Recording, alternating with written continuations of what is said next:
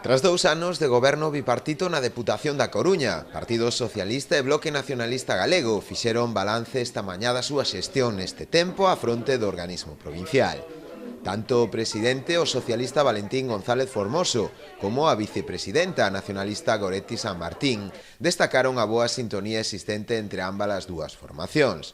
Como exemplo dese bo facer, numerosos logros acadados no que vai de mandato. Entre os máis importantes, as políticas de creación de emprego, as axudas aos concellos de cara á reducción da súa débeda e tamén o achegamento da institución ao cidadán. Dentro dos proxectos levados a cabo nestes 2 anos, o presidente provincial destacou o Plan Único. É a maior inversión, o maior plan económicamente falando da Deputación da Coruña, 71 millóns de euros, o cal vinculado a un reparto de criterios obxectivos supón a maior inversións da Deputación da Coruña en todos os concellos da provincia na súa historia.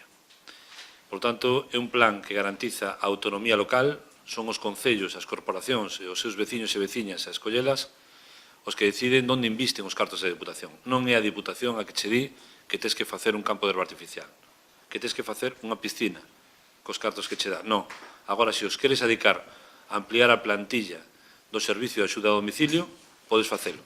Se queres destinar os cartos da Deputación a pagar as nóminas dos profesores e profesoras dunha escola infantil, podes facelo. Un feito que tamén destacou a vicepresidenta Goretti San Martín, quen convidou a Xunta a mirarse no espello da Deputación da Coruña para ver camiños polos que avanzar nesa nova fórmula de xestionar os fondos. Neste tipo de política, tanto no que significa o Plan Único como na política da liña de subvencións, realmente creemos que hai outras administracións como a Xunta que ven que deberá mirarse no espello da Deputación para ver xustamente lugares, espazos, camiños polos que se pode avanzar, non? Outro dos puntos claves no balance destes 2 anos de goberno bipartito na Deputación foi o impulso ao emprego, coa posta en marcha dun plan de emprego local, que financia a contratación de persoal nos concellos para cubrir servizos básicos, apoia as empresas na contratación de persoal e impulsa tamén os proxectos emprendedores da mocidade.